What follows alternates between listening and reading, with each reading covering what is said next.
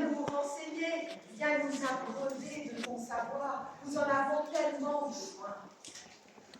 Ah, c'est pas prêt de conclure. Il s'est rendu sur la place du village. On lui a dressé une selle de prêche. Voilà, la selle, il était entouré d'une masse de personnes, une foule de gens s'étaient amassés dedans. Il était traité de règles. Il a regardé et il a hasardé une phrase. Savez-vous ce que je suis venu vous dire? Savez-vous ce que je suis venu vous dire, madame? Non, bah, écoutez-moi, si vous êtes une bande d'ignards, je n'ai pas besoin de rester ici. Bon, les gens du village étaient un peu frustrés. Et le comité du village s'est réuni et ils sont allés vers Joachim en disant, s'il te plaît, donne-nous une chance. On te promet d'être plus attentif. Ah, tout le monde sur la scène de prêche regarde ce beau monde. Savez-vous ce que je suis venue vous dire? Oui. Oh, bah, si vous savez, je n'ai pas besoin de vous le dire. Là, à nouveau, ils se rendent compte que, bon, bah, ça n'a pas marché, là. Ils se sont fait un peu avoir. Le conseil se réunit.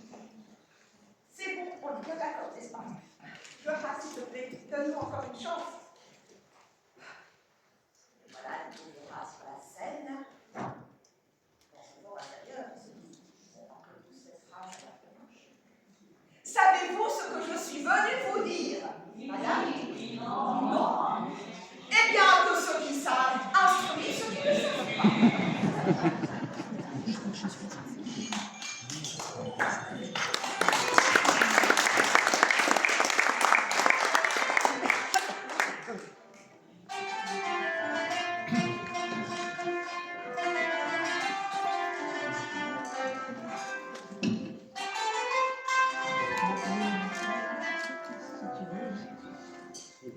Après ça, notre ami Joachim, qui a sué dans son village, il a décidé d'aller se reposer au bord d'un étang.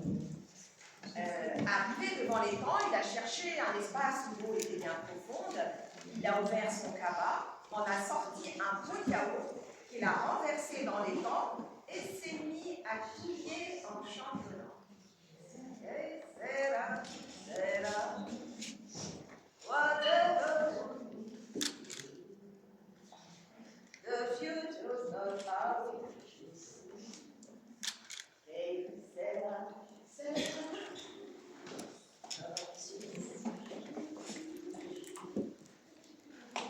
Un promeneur qui n'était pas loin a crié parce que venait notre ami Gérard vient de poser une question ce qu'il est en train de faire. Vois-tu, lui dit Joachim, j'ai entendu que si tu renverses une petite quantité de yaourt dans une grande quantité d'eau et que tu touilles bien, que tu laisses reposer, eh bien, il se pourrait fort bien que toute l'eau se transforme en eau. Monsieur, finalement, avait fini par reconnaître Joachim. Il lui dit, mais enfin, monsieur Joachim, vous auriez un petit bol d'eau, une petite bassine, je comprendrais. Et là, tout de même, avec cette grande quantité d'eau, c'est ce que j'y ai pensé, dit Joachim. Bien sûr que j'y ai pensé. Mais imagine seulement si ça marchait.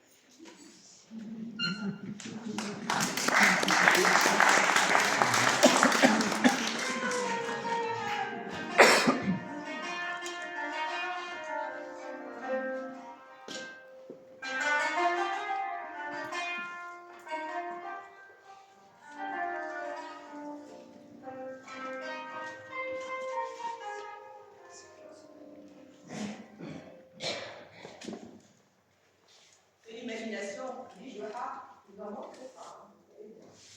Et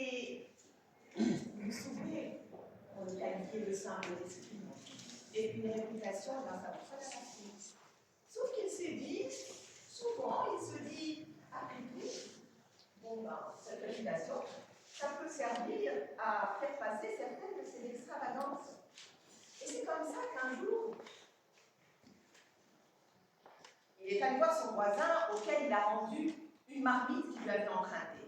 Mais juste avant, il met dans cette marmite une marmite un peu plus petite. Et au moment de voir son voisin, il le salue, lui remet la marmite en lui disant « Félicitations, félicitations pour l'heureuse naissance. Votre marmite a mis au monde une marmite plus petite. » Le voisin, il connaît le hein, alors. Et puis après tout ça, c'était quand même pour son bénéfice. Quelques semaines après, notre ami Joram, auquel on avait demandé d'aider dans une grande fête, avait besoin d'une énorme marmite. Il est allé voir ses mêmes voisins en leur demandant de lui prêter la grosse marmite. Là, ils se sont appliqués tout de suite, Joram est une bonne affaire. Une semaine passe. Là, les voisins commencent à s'inquiéter. Ils viennent voir Joram pour récupérer leur marmite. Joram, il regarde d'un air triste en leur disant « Je suis tellement triste de vous apprendre la mauvaise nouvelle. Figurez-vous que votre marmite est morte. » Juste au moment où elle a touché, elle est partie.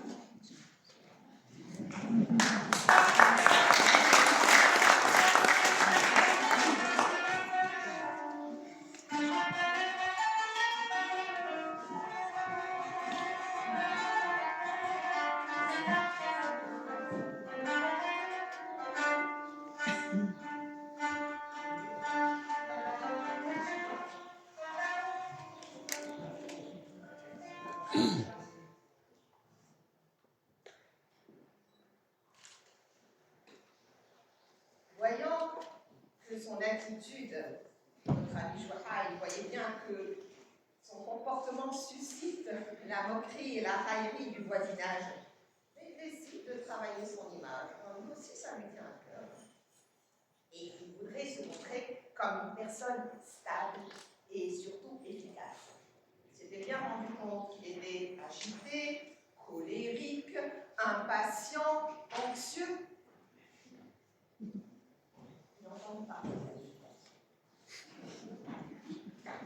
Et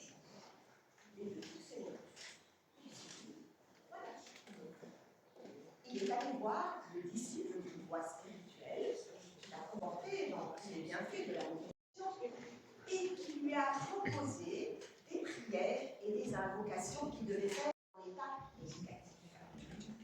Et surtout, il a dit, tu ne dois dévoiler la teneur de ces invocations à personne. Ce sont des invocations personnelles. Et voilà, donc, fort de ses conseils, notre ami Joara se rend chez lui, s'installe au milieu du salon, et le voilà, en état. Répétant les échos des invocations.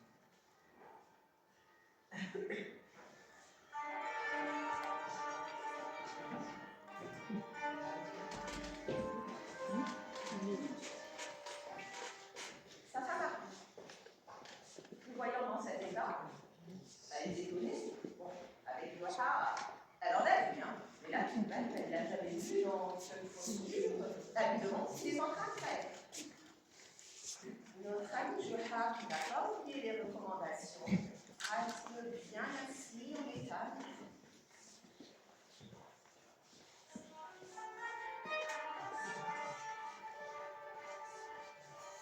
La femme, à nouveau, lui dit, mais enfin, Joara, qu'est-ce que tu es en train de faire?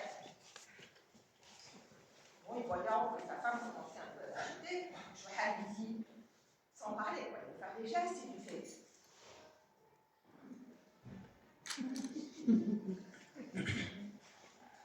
Ah bon, lui dit sa femme, maintenant tu as des cachotteries pour moi. Eh bien, si c'est comme ça, je m'en vais. Et elle sort en claquant la porte. Notre ami Joara est resté dans sa posture méditative, dans son fort intérieur, il se répète. Je suis calme. Je me plais. Cette méditation.